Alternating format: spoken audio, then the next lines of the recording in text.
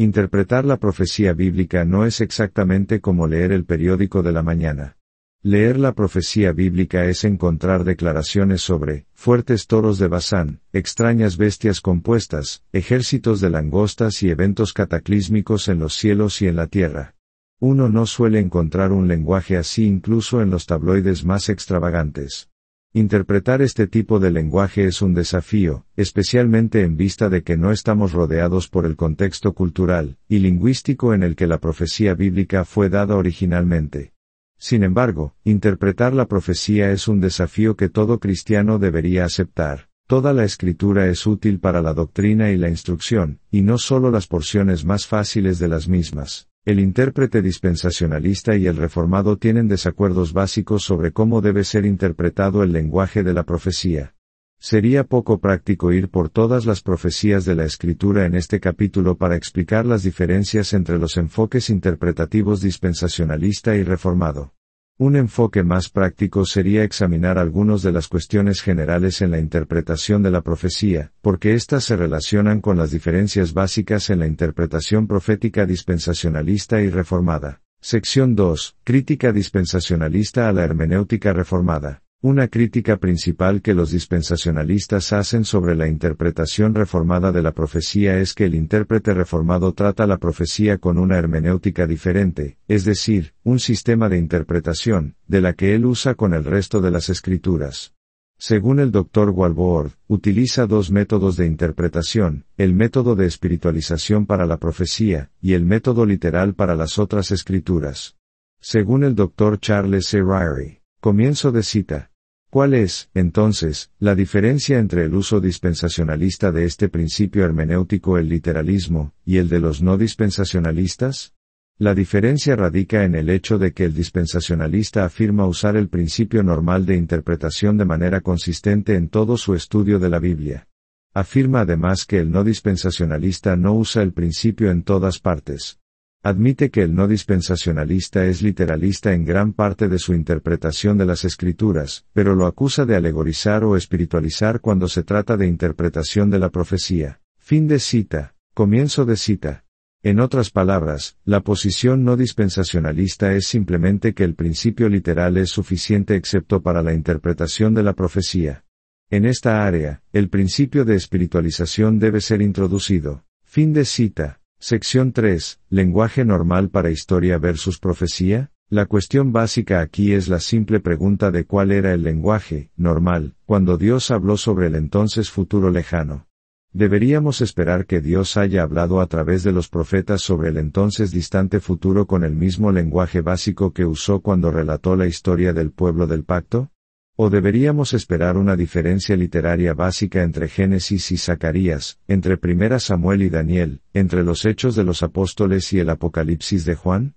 La única diferencia literaria entre historia y profecía predictiva es que uno mira el pasado y el otro al futuro. ¿Deberíamos interpretar la profecía predictiva como si fuera historia preescrita o como si se tratara de reportes futuristas de periódico? Según los intérpretes reformados, existe una diferencia literaria básica entre crónicas históricas y visiones proféticas.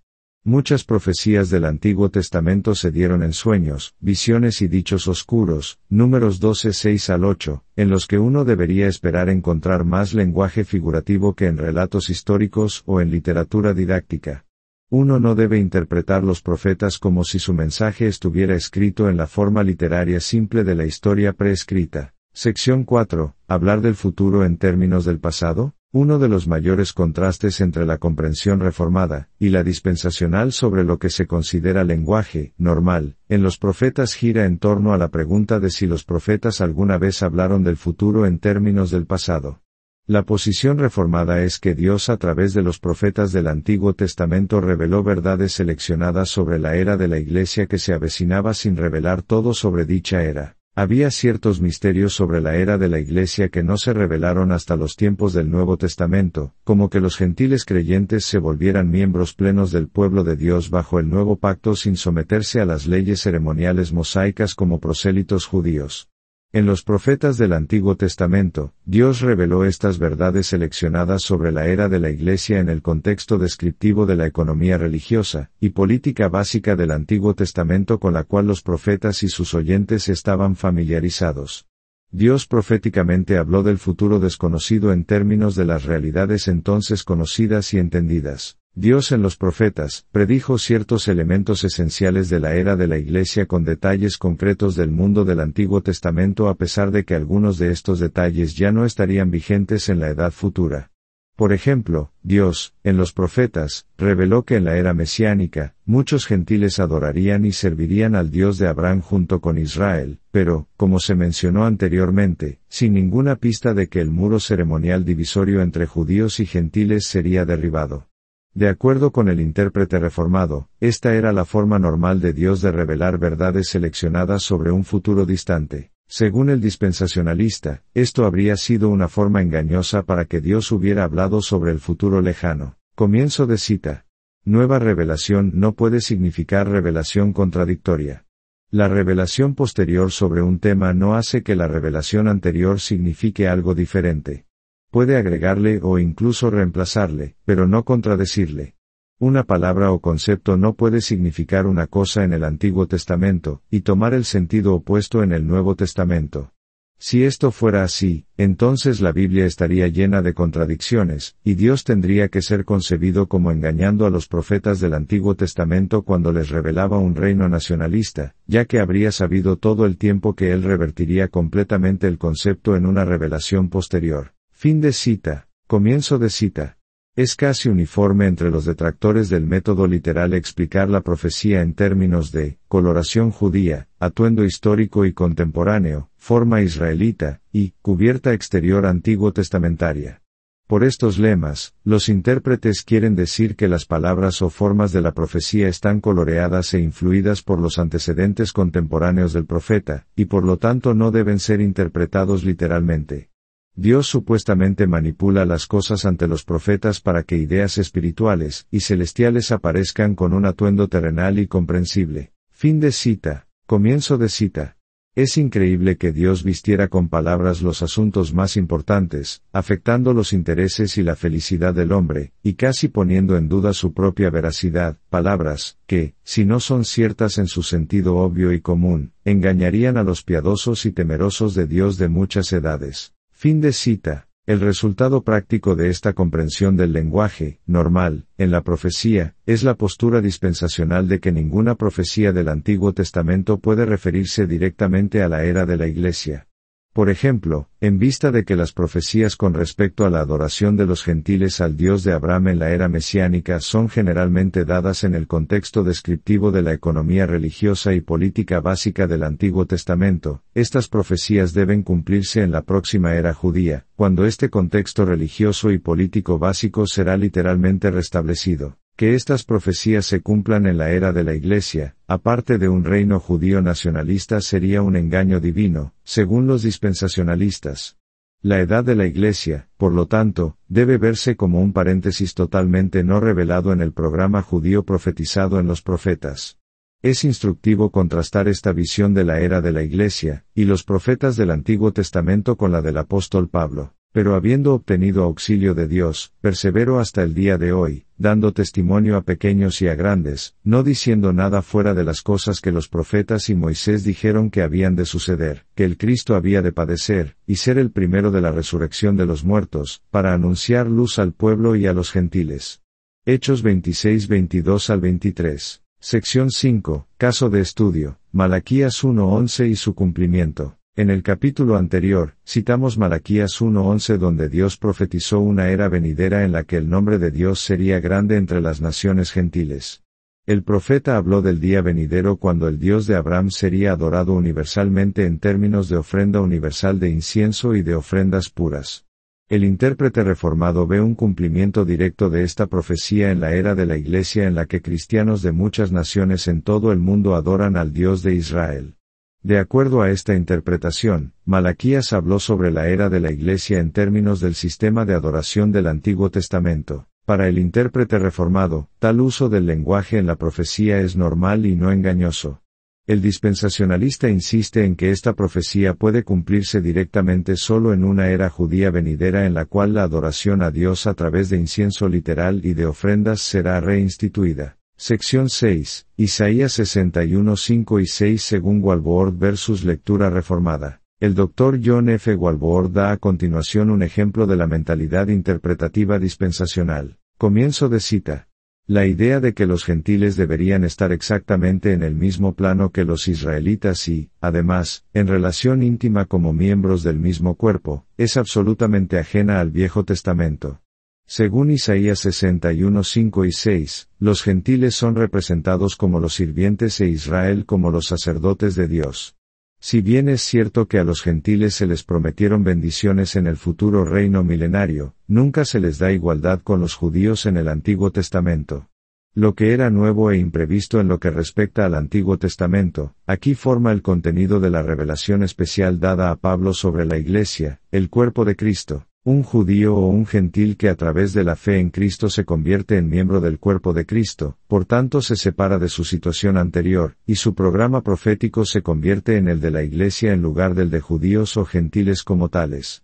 Solamente cuando distinguimos el programa profético de la Iglesia como el cuerpo de Cristo del programa de Israel o del de los gentiles es que la confusión se puede evitar en la interpretación de la profecía incumplida. Fin de cita. El Dr. Walvoord comenta sobre Isaías 61, 5 al 6. Comienzo de cita. Y extranjeros apacentarán vuestras ovejas, y los extraños serán vuestros labradores y vuestros viñadores.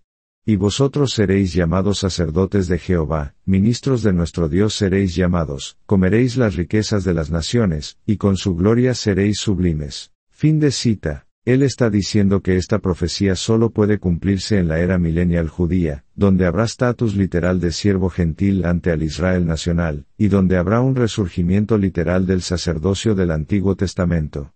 Después de todo, siervo, ¿no significa siervo? ¿Y sacerdote, no significa sacerdote?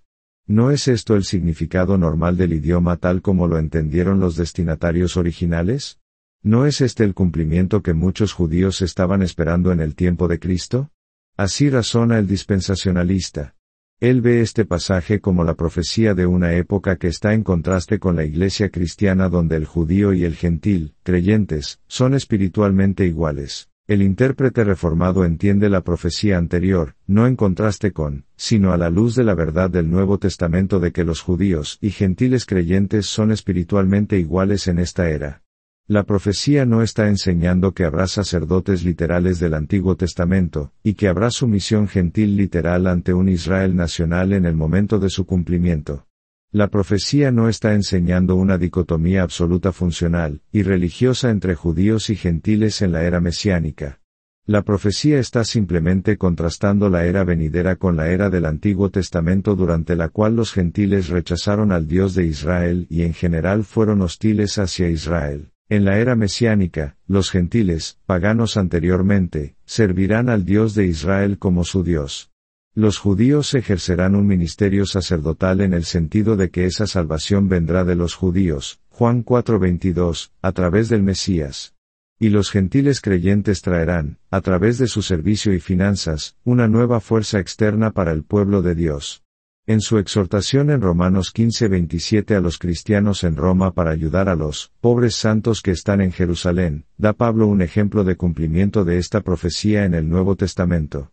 Porque si los gentiles han sido hechos participantes de sus bienes espirituales, deben también ellos ministrarles de los materiales. Sección 7, Zacarías 2:4 al 5 y el muro de fuego, lecturas múltiples. Para otro ejemplo del contraste en la interpretación dispensacional y reformada de la profecía, permítanos mirar la profecía encontrada en Zacarías 2:4 al 5, y le dijo, corre, habla a este joven, diciendo, sin muros será habitada Jerusalén, a causa de la multitud de hombres y de ganado en medio de ella. Yo seré para ella, dice Jehová, muro de fuego en derredor, y para gloria estaré en medio de ella. ¿Es el cumplimiento final de esta profecía dependiente de la ciudad terrenal literal de Jerusalén? Hubo un cumplimiento parcial de esta profecía bajo el antiguo pacto en la protección divina de la ciudad durante los días vulnerables cuando sus paredes estaban siendo reconstruidas bajo el liderazgo de Nehemías, y en el futuro crecimiento de la población de la ciudad. Hay, sin embargo, un cumplimiento más significativo en esta era y en la era venidera.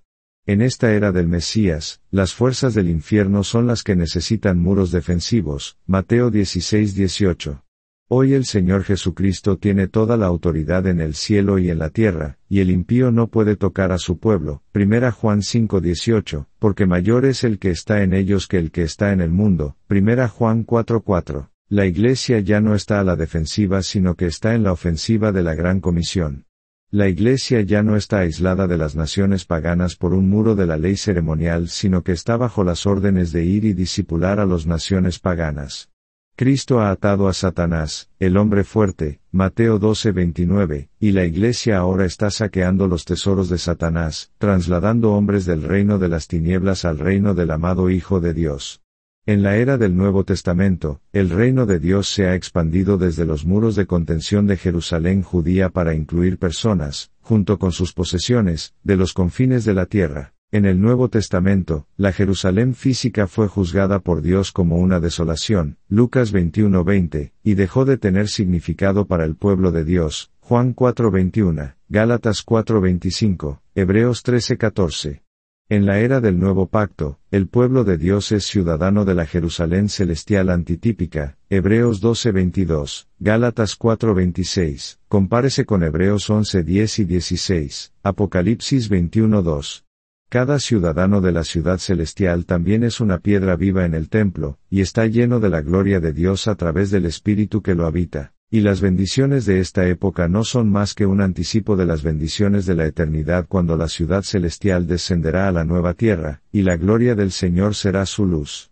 Estos nuevos cumplimientos de pacto de esta profecía no dependen de la existencia de una ciudad judía literal, terrenal. Una profecía hablada en términos de la Jerusalén física del Antiguo Testamento puede ser cumplida en términos de la antitípica Jerusalén celestial, de la cual todos los elegidos se convierten en miembros en la salvación. No hay necesidad de una futura era judía en la cual la Jerusalén del Antiguo Testamento se reconstruye en aras de un cumplimiento, literal, de la profecía. Sección 8, Zacarías 6:12b al 13 y 15 versus Efesios 2:13 y 20 al 21. Mencionaré rápidamente la última profecía de Zacarías. Lo siguiente está tomado de la profecía mesiánica asociada con la coronación real del sacerdote Josué. Comienzo de cita. He aquí el varón cuyo nombre es el renuevo, el cual brotará de sus raíces, y edificará el templo de Jehová. Él edificará el templo de Jehová, y los que están lejos vendrán, y ayudarán a edificar el templo de Jehová. Fin de cita. Zacarías 6:12b al 13 y 15. Note la sorprendente similitud entre esta profecía, y el mensaje de Pablo en Efesios capítulo 2. Comienzo de cita. Pero ahora en Cristo Jesús, vosotros que en otro tiempo estabais lejos, habéis sido hechos cercanos por la sangre de Cristo edificados sobre el fundamento de los apóstoles y profetas, siendo la principal piedra del ángulo Jesucristo mismo, en quien todo el edificio, bien coordinado, va creciendo para ser un templo santo en el Señor. Fin de cita. Efesios 2:13 y 20 al 21. Se cumple directamente la profecía citada arriba, de Zacarías, mediante la construcción operada por Jesucristo del templo espiritual de su iglesia con piedras vivas gentiles. ¿O tendrá Jesús que construir un templo judío literal, de piedras literales en una era futura para cumplir esta profecía? ¿Cuál de estos crees que habría considerado el apóstol Pablo la interpretación, normal, del capítulo 6 de Zacarías? Sección 9. Tipos proféticos. Ejemplo de Amós 9:11 al 12. Otra área útil para examinar es la interpretación, normal, de los tipos proféticos. Si un comentarista deportivo dijera que un equipo de fútbol ha reclutado a un Goliat para su línea defensiva, entonces, ¿cuál sería la comprensión, normal, de esta declaración? ¿Deberíamos esperar que el defensa recién contratado sea un filisteo literal? ¿Deberíamos esperar verlo en el campo de juego con una armadura antigua, y con una lanza cuyo eje es como el rayo de un tejedor? ¿Deberíamos esperar que el novato sea el original Goliat resucitado con su cabeza cocida pues David lo había decapitado? ¿O deberíamos entender este comentario solo para significar que el nuevo defensa es un oponente inusualmente grande, poderoso e intimidante en el campo de fútbol y posiblemente también, dependiendo del contexto más amplio de la declaración, jactancioso, irrespetuoso, desafiante y llamativo? ¿Cuál sería la interpretación, normal, de la declaración del comentarista deportivo? Esta figura retórica básica utilizada en nuestro hipotético comentarista deportivo se llama tipo profético cuando se usa en profecía bíblica. Al usar un tipo profético, uno toma un evento, una persona o una institución del pasado, y lo usa para hablar del presente o del futuro.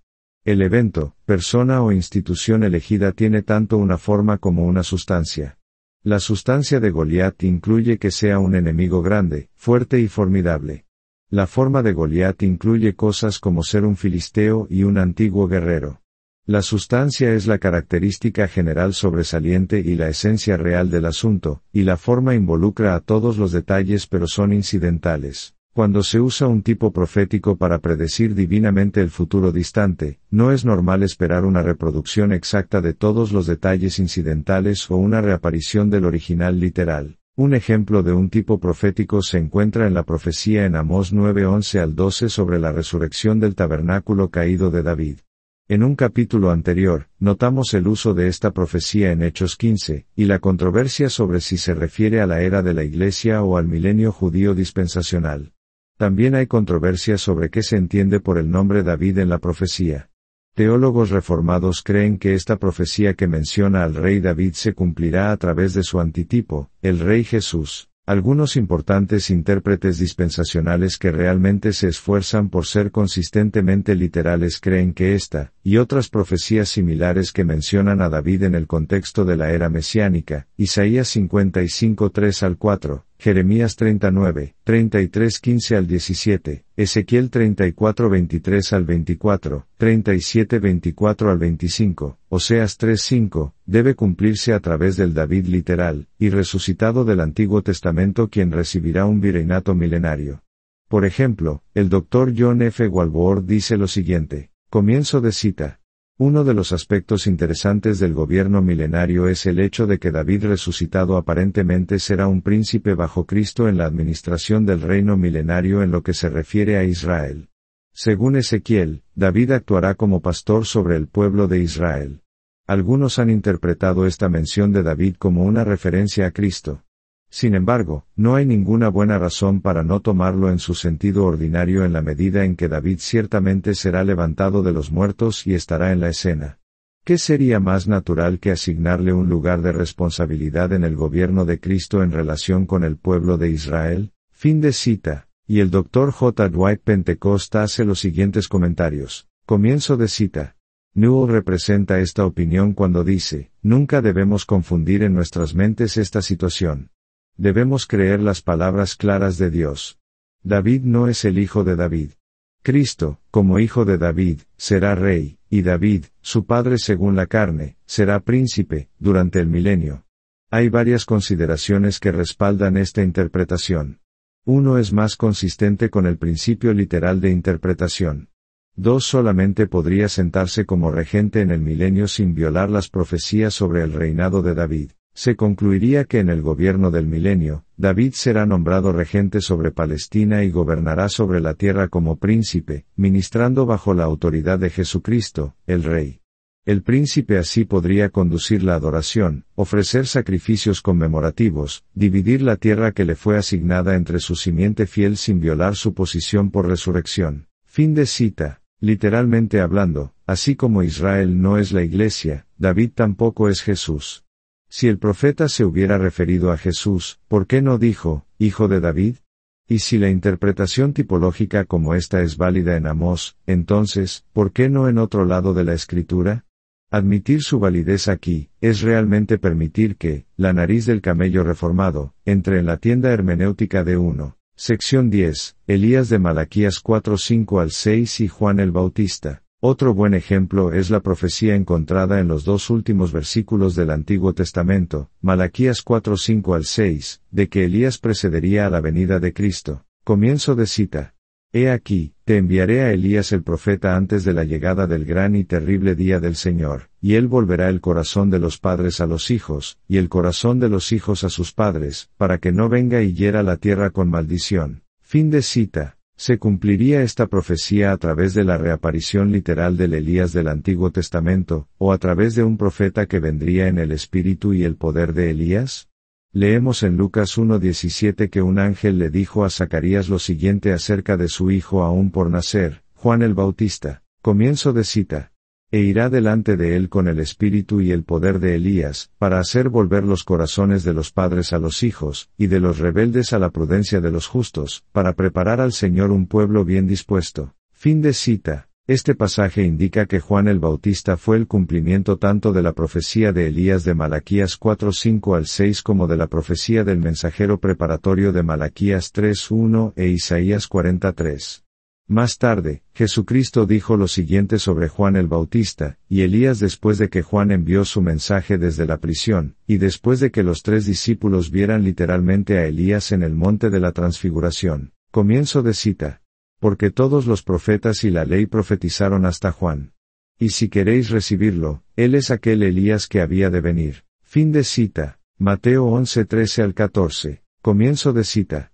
Entonces sus discípulos le preguntaron, diciendo, ¿por qué, pues, dicen los escribas que es necesario que Elías venga primero?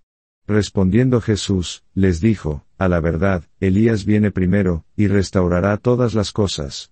Mas os digo que Elías ya vino, y no le conocieron, sino que hicieron con él todo lo que quisieron, así también el Hijo del Hombre padecerá de ellos.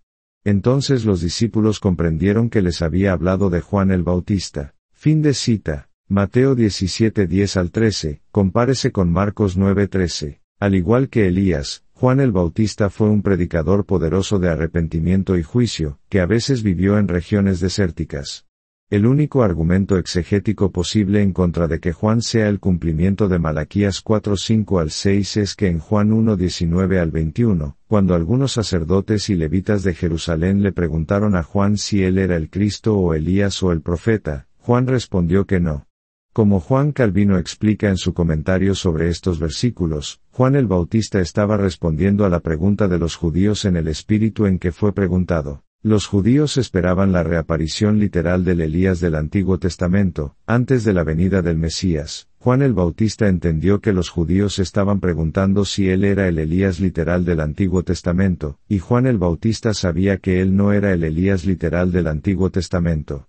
Juan el Bautista cumplió la profecía de Malaquías acerca de la venida de Elías, pero no en el sentido literal esperado por los judíos. Hay dispensacionalistas que reconocen que Juan el Bautista cumplió directamente Malaquías 4:5 al 6, pero algunos no. Como lo demuestra la siguiente cita, algunos dispensacionalistas, en nombre del literalismo, están buscando que el Elías literal del Antiguo Testamento aparezca, y cumpla esta profecía antes de la segunda venida de Cristo. Comienzo de cita. Afirmamos que la venida de Juan no cumple literalmente la profecía de Malaquías, sino que tipifica y presagia la venida futura de Elías Tisbita. Juan no cumplió con la profecía de Malaquías sobre la venida de Elías Tisbita, es un tipo y una prefiguración del futuro Elías. Juan el Bautista habría sido el personal, literal Elías, si los judíos hubieran aceptado a Cristo y su oferta del reino. Fin de cita. Como he dicho, no todos los dispensacionalistas aceptan esta interpretación. Aunque esta interpretación es la más literal, y la más consistente con la comprensión judía popular del reino, esta interpretación, al igual que la visión de 2 pactos del Nuevo Pacto, es difícil de conciliar con el testimonio del Nuevo Testamento. El dispensacionalista, Dr. J. Dwight Pentecost, por ejemplo, ha dicho lo siguiente. Comienzo de cita. La profecía es interpretada por el Señor como cumplida, no en Elías literal, sino en alguien que viene en el espíritu y el poder de Elías.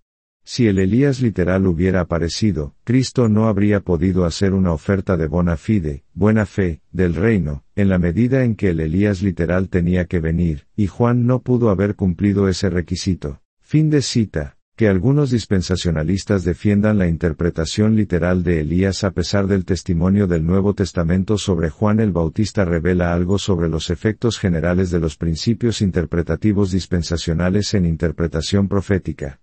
Literalmente hablando, así como Elías ya no es Juan el Bautista, tampoco Israel es la Iglesia. Si el profeta hubiera querido decir, alguien en el espíritu y el poder de Elías, entonces, ¿por qué no lo dijo literalmente? Si una interpretación, espiritualizada, como esta es válida en Malaquías, entonces, ¿por qué no en otro lado? Consideraciones como estas y el deseo de coherencia explican por qué algunos dispensacionalistas se sienten atraídos por la teoría del Elías literal. Sección 11. Cumplimientos no estrictamente literales en el Nuevo Testamento. Otra área de estudio interesante es el uso que hace el Nuevo Testamento de la profecía del Antiguo Testamento. Los dispensacionalistas rutinariamente afirman que cada cumplimiento de profecía en el Nuevo Testamento es un cumplimiento estrictamente literal. Esa afirmación simplemente no es cierta. Mira los cumplimientos de la profecía en Mateo 2:13 al 18. En Oseas 11:1 se habla del éxodo de Israel desde Egipto, y Mateo vio a Cristo regresando a Palestina desde Egipto como cumplimiento de Oseas 11:1. En Jeremías 31:15 el profeta habló del llanto de Raquel metafórico, la madre de Benjamín, cuando los cautivos judíos fueron deportados a Babilonia desde Ramá, una ciudad en el territorio de Benjamín.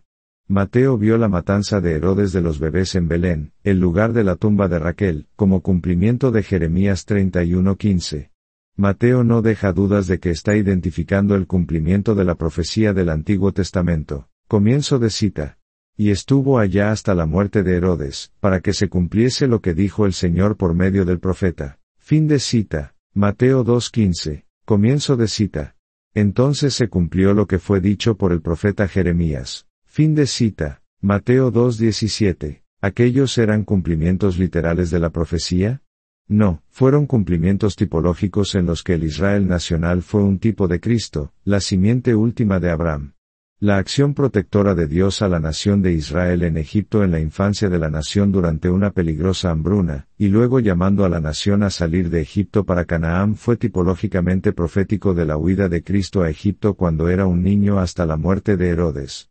Además, el dolor en Ramá, donde los babilonios reunieron a la última banda de cautivos judíos, fue tipológicamente profético del intento de Herodes de destruir la semilla mesiánica de Abraham. No todos los cumplimientos de profecía mencionados en el Nuevo Testamento son cumplimientos estrictamente literales. Cada vez que el cumplimiento de una profecía del Antiguo Testamento en el Nuevo Testamento no es lo suficientemente literal para el dispensacionalista, él simplemente argumenta que el cumplimiento realmente no fue un cumplimiento.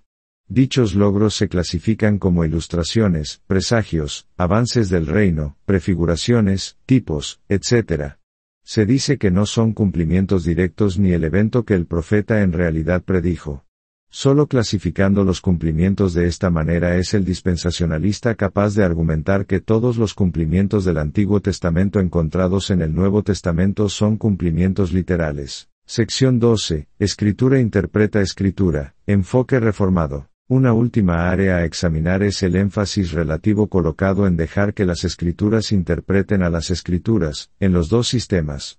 El dispensacionalista, el Dr. Charles C. Ryrie hace la siguiente acusación con respecto al uso que los teólogos del pacto le dan a este principio. Comienzo de cita. Como resultado de la idea del pacto de gracia, la teología del pacto se ha visto obligada a colocar como su principio más básico de interpretación el principio de interpretar el Antiguo Testamento por el Nuevo. Por supuesto, es totalmente correcto en dejar que el Nuevo Testamento nos guíe en nuestra comprensión del Antiguo Testamento, pero es totalmente incorrecto imponer el Nuevo Testamento al Viejo. Y esto es exactamente lo que hace el teólogo del pacto bajo la apariencia de un principio hermenéutico básico que solo se permite si se usa correctamente. El teólogo del pacto en su celo por mostrar que Cristo es el centro de las Escrituras es culpable de superponerlo arbitrariamente en el Antiguo Testamento. Él hace lo mismo con la doctrina de la Iglesia, y con el concepto de salvación a través de la fe en Cristo. Fin de cita. Es cierto que la interpretación profética reformada pone un gran énfasis en permitir que las Escrituras interpreten a las Escrituras. Si Pedro indicó que la profecía de Joel sobre el derramamiento del Espíritu se cumplió en Pentecostés, eso debería influir en la interpretación de la profecía de Joel.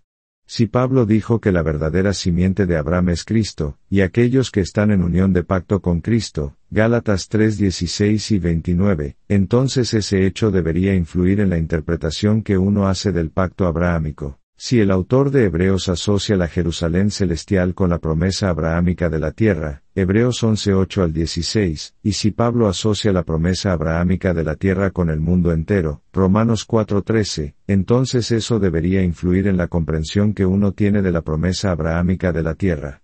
La suposición aquí es que el único intérprete infalible de la Escritura es la Escritura misma, y el intérprete humano falible debería estudiar esta interpretación infalible e inspirada de la profecía como guía para toda interpretación profética. El dispensacionalista, sin embargo, rechaza esto como leer el Nuevo Testamento en el Antiguo Testamento. El intérprete reformado considera el Nuevo Testamento como la fuente de una mayor claridad y plenitud en la comprensión del Antiguo Testamento que no estaba disponible para el santo del Antiguo Testamento. Esta posición es consistente con la enseñanza bíblica de que la verdad de Dios se revela con mayor claridad en el Nuevo Testamento. Se decía que Moisés era superior a los otros profetas del Antiguo Testamento en que Dios le habló claramente y no con frases oscuras, Números 12, 6 al 8. Ningún otro profeta como Moisés, a quien el Señor conocía cara a cara, Deuteronomio 34:10, se levantó hasta el Cristo, quien fue contado digno de más gloria que Moisés, Hebreos 3:3, y quien fue el profeta profetizado como Moisés, Deuteronomio 18:15 y 18, Hechos 3:22. En el Antiguo Testamento, Dios habló a través de los profetas, en varias ocasiones y de diversas maneras, pero Él, nos ha hablado en estos últimos días por su Hijo, quien es, la imagen expresa de su persona, Hebreos 1:1 al 3, quien ha visto al Padre, Juan 6:46, quien ha explicado a Dios, Juan 1:18, y quien descendió del cielo para dar testimonio de lo que ha visto, Juan 3:11 al 13. A través de la inspiración del Espíritu derramado, este punto más alto de la revelación continuó con los apóstoles, Juan 14:26, Juan 16:13 al 14. El Nuevo Testamento es la final, la completa y más clara revelación de Dios. El Antiguo Testamento es el fundamento, y el trasfondo del Nuevo Testamento, y es indispensable para la comprensión adecuada del Nuevo Testamento. El Nuevo Testamento es la revelación infalible del desarrollo divino del programa del Antiguo Testamento en la plenitud de los tiempos, y es indispensable para entender el Antiguo Testamento con nueva claridad pactal. El Nuevo Testamento nos habla sobre el Antiguo Testamento, como un árbol de roble nos habla acerca de una bellota. El hombre que ha visto el roble completamente crecido puede comprender mejor el significado y el sentido de la bellota. Para usar otra ilustración, el Nuevo Testamento auxilia en el entendimiento del Antiguo Testamento así como observar un espécimen bajo el lente magnificador de un microscopio auxilia en el entendimiento de eso que es visto. Digamos que dos hombres están observando un espécimen magnificado 20 veces pero que uno de ellos también ha visto el mismo espécimen magnificado 100 veces. Ese hombre que ha visto la magnificación mayor tendrá mayor conciencia de los detalles que el otro hombre no puede ni siquiera ver, y entenderá más exactamente e interpretará aquellos aspectos que ambos hombres pueden ver con menor magnificación. De acuerdo con la interpretación reformada, nosotros ahora, con el auxilio del Nuevo Testamento, podemos entender mucho mejor las implicaciones y el significado del Antiguo Testamento de lo que pudieron los recipientes originales de la revelación porque hemos tenido el privilegio de observar el mismo espécimen, es decir, la verdad de Dios, bajo mayor magnificación. Compárese con 1 Pedro 1:10 al 12. Muchos profetas desearon ver aquellas cosas que hemos visto pero no las vieron. Lucas 10:24. Sección 13. Conclusión. Implicaciones del desacuerdo hermenéutico. He intentado contrastar las diferencias básicas entre el entendimiento reformado y el dispensacional de la profecía del Antiguo Testamento. Estas dos escuelas no concuerdan en interpretación profética, y las implicaciones de este desacuerdo son grandes. Si los principios reformados están correctos, entonces la era de la Iglesia es un cumplimiento continuo de muchas profecías antiguo-testamentarias acerca de la era mesiánica, y la profecía del Antiguo Testamento aplica directamente al cristiano. Si los principios dispensacionalistas están correctos, entonces la era de la Iglesia deviene en un paréntesis no revelado en el programa mesiánico, y la profecía del Antiguo Testamento aplica directamente solo a la tribulación, el milenio, y la eternidad. ¿Cuáles principios de interpretación profética son los correctos? Es un asunto importante que tiene repercusiones teológicas y exegéticas significativas.